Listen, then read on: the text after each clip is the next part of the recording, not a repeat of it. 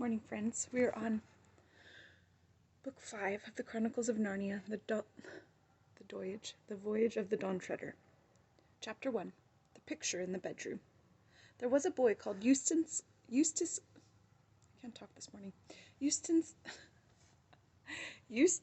Clarence Scrubb, and he almost deserved it. His parents called him Eustace Clarence, and masters called him Scrubb. I can't tell you how his friends spoke to him, for he had none. He didn't call his father and mother father and mother, but Harold and Alberta. They were very up-to-date and advanced people. They were vegetarians, non-smokers, and teetotalers, and wore a special kind of underclothes. In their house there was very little furniture and very few clothes on beds, and the windows were always open. Eustace Clarence liked animals, especially beetles, if they were dead and pinned on a card. He liked books if they were books of information, and had pictures of grain elevators or of fat foreign children doing exercises in model schools. Eustace Clarence disliked his cousins, the four Pevensies, Peter, Susan, Edmund, and Lucy.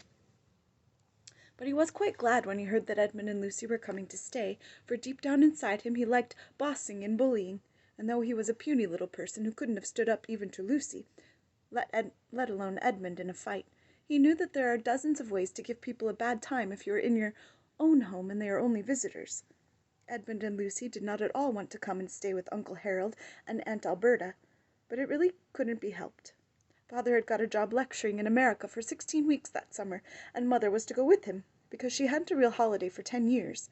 Peter was working very hard for an exam, and he was to spend the holidays being coached by old Professor Kirk, in whose house these four children had had wonderful adventures long ago in the war years. If he had still been in that house, he would have had them all to stay. But he had somehow become poor since the old days, and was living in a small cottage with only one bedroom to spare.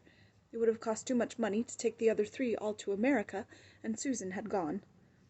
Grown-ups thought her the pretty one of the family, and she was no good at schoolwork, though otherwise very old for her age, and Mother said she would get far more out of a trip to America than the youngsters.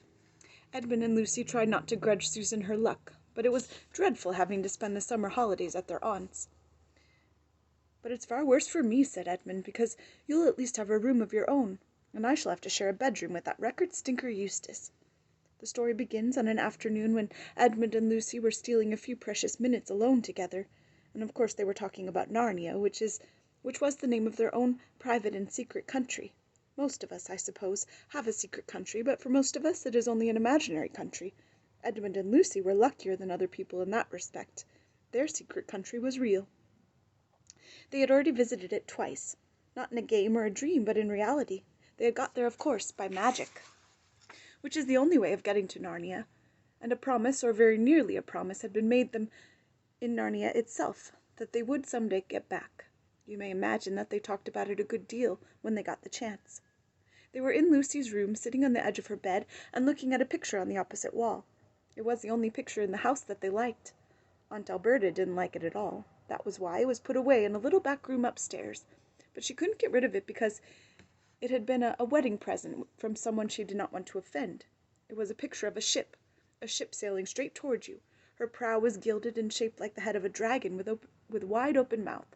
She had only one mast and one large square sail, which was a rich purple.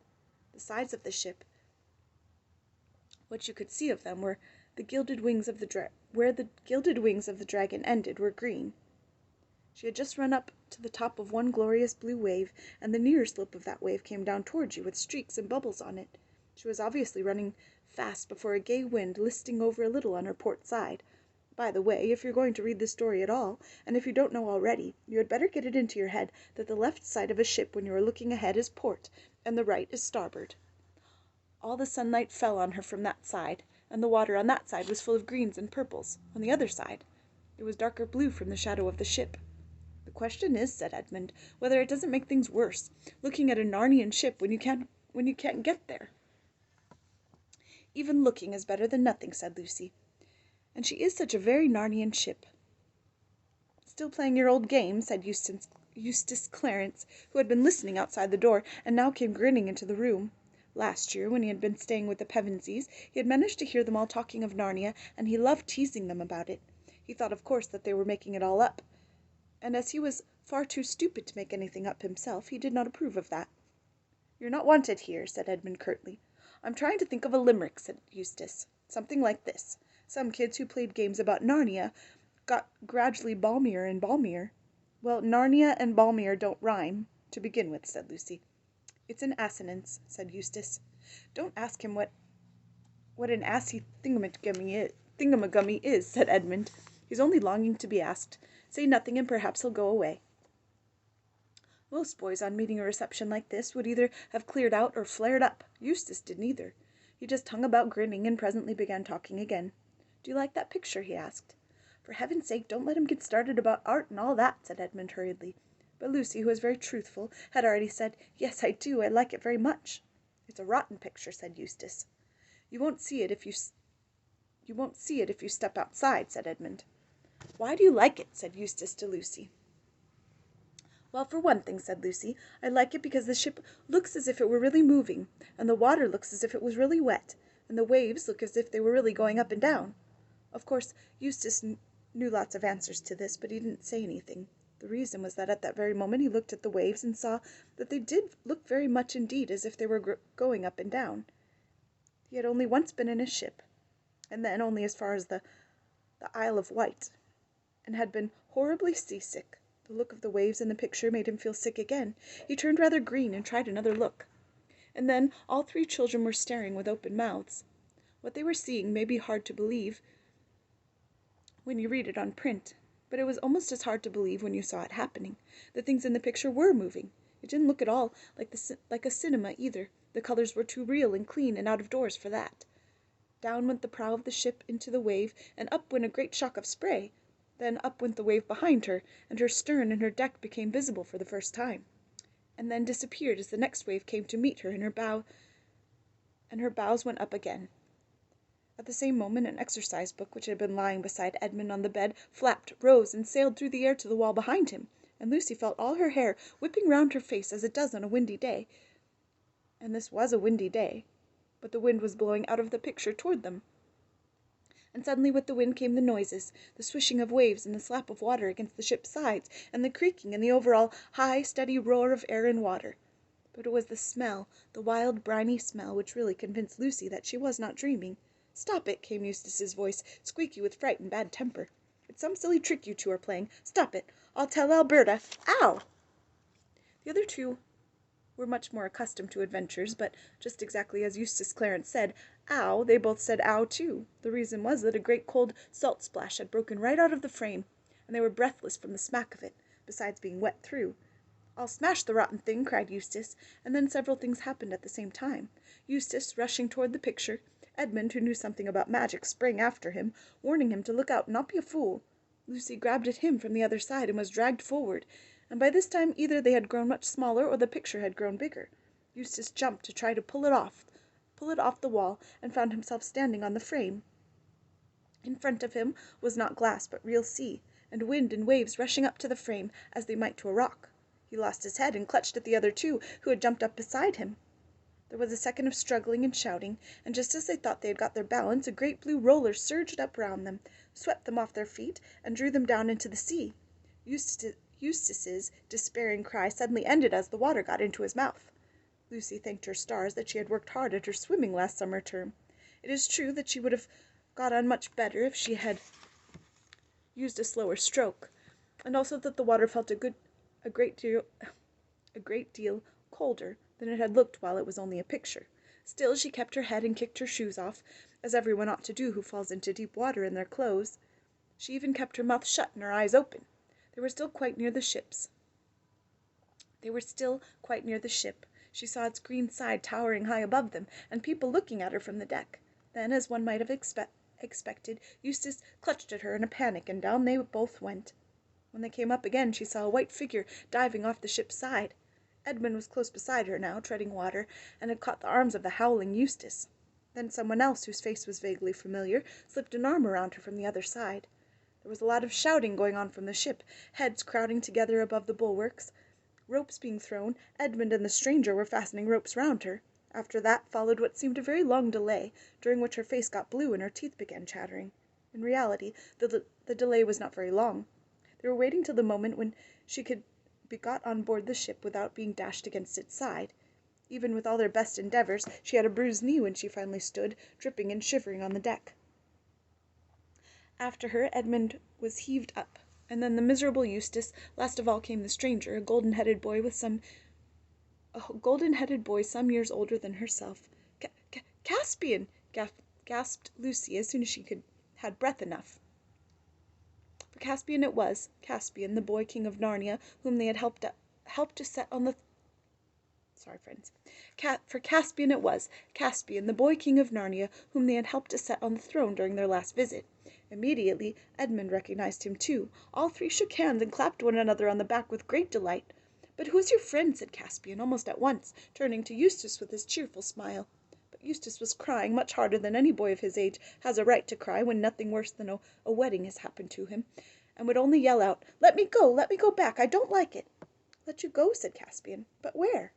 Eustace rushed to the ship's side as if he expected to see the picture frame hanging above the sea, and perhaps a glimpse of Lucy's bedroom. What he saw was blue waves flecked with foam, and paler blue sky, both spreading without a break to the horizon. Perhaps we can hardly blame him if his heart sank. He was promptly sick. "Hey, Rheinelf," said Caspian to one of the sailors, "bring spiced wine for their majesties. You'll need something to warm you after that dip." He called Edmund and Lucy their majesties because they and Peter and Susan had all been kings and queens of Narnia long before his time. Narnian time flows differently from ours. If you spent 100 years in Narnia, you would still come back to our world at the very same hour of the very same day on which you left. And then, if you went back to Narnia after spending a week here, you might find that 1,000 Narnian years had passed, or only a day, or no time at all. You never know till you get there. Consequently, when the Pevensey children had returned to Narnia last time for their second visit, it was for the Narnians as if King Arthur had come back to Britain, for some people say he will. And I say the sooner the better. Rheinelf returned with the spiced wine steaming in a flagon and 4 silver cups. It was just what one wanted, and as Lucy and Edmund sipped it they could feel the warmth going right down to their toes. But Eustace made faces and spluttered and spat it out, and was sick again and began to cry again, and asked if they hadn't any Plumtree's vitaminized nerve food, and could it be made with distilled water, and anyway he insisted on being put ashore at the next station. "This is a merry shipmate you've brought us, brother," whispered Caspian to Edmund with a chuckle. But before he could say anything more, Eustace burst out again. "Oh, ugh, what on earth's that? Take it away, the horrid thing!" He really had some excuse this time for feeling a little surprised. Something very curious indeed had come up out of the cabin in the poop, and was slowly approaching them. You might call it, and indeed it was, a mouse. But then it was a mouse on its hind legs, and stood about 2 feet high. A thin band of gold passed round its head, under one ear and over the other, and in this was stuck a long crimson feather. It was the mouse's fur. As the mouse's fur was very dark, almost black, the effect was bold and striking. Its left paw rested on the hilt of a sword very nearly as long as its tail. Its balance, as it paced gravely along the swaying deck, was perfect, and its manner courtly. Lucy and Edmund recognized it at once. Reepicheep, the most valiant of all the talking beasts of Narnia, and the chief mouse. It had won undying glory in the second battle of Baruna. Lucy longed, as she had always done, to take Reepicheep up in her arms and cuddle him. But this, as she well knew, was a pleasure she could never have. It would have offended him deeply. Instead, she went down on one knee to talk to him. Reepicheep put forward his left leg, drew back his right, bowed, kissed her hand, straightened himself, twirled his whiskers, and said in his shrill, piping voice, "My humble duty to your Majesty, and to King Edmund too." Here he bowed again. Nothing except your Majesty's presence was lacking to this glorious venture. "Ugh, take it away," wailed Eustace. "I hate mice, and I never could bear performing animals. They're silly and vulgar and sentimental." "Am I to understand," said Reepicheep to Lucy, after a long stare at Eustace, "that this singularly discourteous person is under your Majesty's protection? Because if not—" At this moment Lucy and Edmund both sneezed. "What a fool I am to keep you all standing here in your wet things," said Caspian. "Come on below and get changed. I'll give you my cabin, of course, Lucy, but I'm afraid we have no women's clothes on board. You'll have to make do with some of mine. Lead the way, Reepicheep, like a good fellow." "To the convenience of a lady," said Reepicheep. Even a question of honour must give way, at least for the moment, and here he looked very hard at Eustace. But Caspian hustled them on, and in a few minutes Lucy found herself passing through the door into the stern cabin. She fell in love with it at once. The 3 square windows that looked out on the blue swirling water astern, the low cushioned benches round 3 sides of the table, and swinging silver lamp overhead. Dwarf's work, she knew at once by its exquisite delicacy. And the flat gold image of Aslan the lion on the forward wall above the door. All this she took in a flash, for Caspian immediately opened a door on the starboard side, and said, "This'll be your room, Lucy. I'll just get some dry things for myself." He was rummaging in one of the lockers while he spoke, "and then leave you to change. If you'll fling your wet things outside the door, I'll take them to the galley to be dried." Lucy found herself as much at home as if she had been in Caspian's cabin for weeks, and the motion of the ship did not worry her, for in the old days, when she had been a queen in Narnia, she had done a good deal of voyaging. The cabin was very tiny, but bright with painted panels, all birds and beasts and crimson dragons and vines, and spotlessly clean. Caspian's clothes were too big for her, but she could manage. Her shoes, sandals, and sea boots were hopelessly big, but she did not mind going barefoot on board ship. When she had finished dressing, she looked out of her window at the water rushing past, and took a long deep breath. She felt quite sure they were in for a lovely time. Have a good day, friends.